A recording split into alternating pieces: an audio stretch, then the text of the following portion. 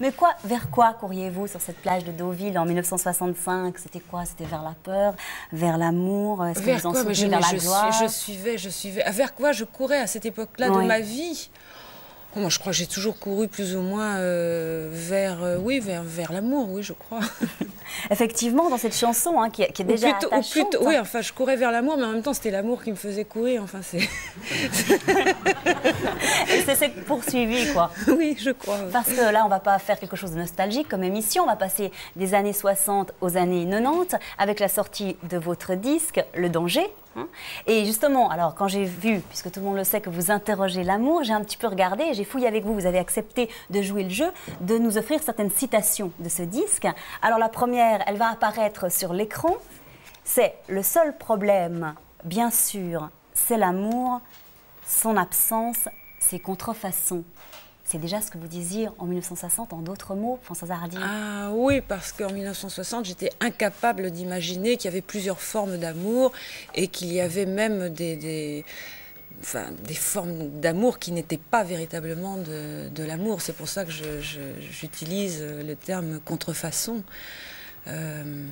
C'est vrai que souvent on prend pour de l'amour ce qui n'en est pas, et c'est vrai que l'amour, quand on l'éprouve, contient des éléments qui ne devraient pas être là, comme la possessivité, comme la jalousie, comme l'exclusivité, il y a plein d'ingrédients, si vous voulez, dans l'amour, pris au sens de sentiments amoureux quand même. Il y a plein d'ingrédients qui ne devraient pas en faire partie.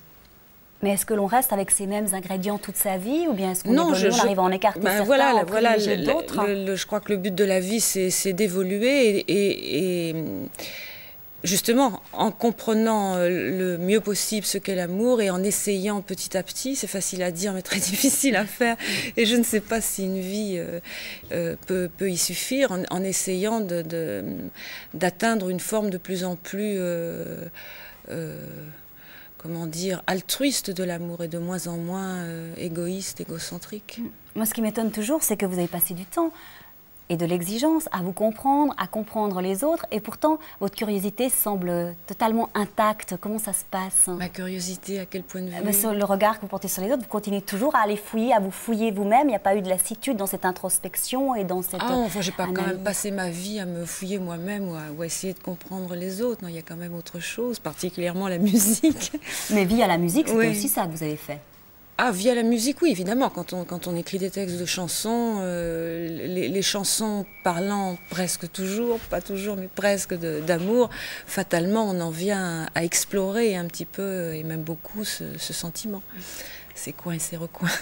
Alors les coins et les recoins d'Hardy, on dit souvent que c'est la mélancolie aussi, que c'est parfois la douleur des sentiments. Et pourtant, à l'écoute de ce disque, Le Danger, le dernier disque, j'ai l'impression que derrière tout ça, ou même peut-être devant, mais vous ne le revendiquez pas tout de suite, vous êtes une sacrée lutteuse, une sacrée battante. Comment vous exprimez-vous là-dessus ? Ah, je ne sais pas. Non, c'est bizarre que vous disiez ça, parce que je n'ai pas l'impression d'être assez battante. D'abord, pour être battante, il faut avoir de l'ambition, et je n'ai jamais eu beaucoup d'ambition, peut-être parce que le succès est venu trop tôt dans ma vie, sans même que je l'ai souhaité.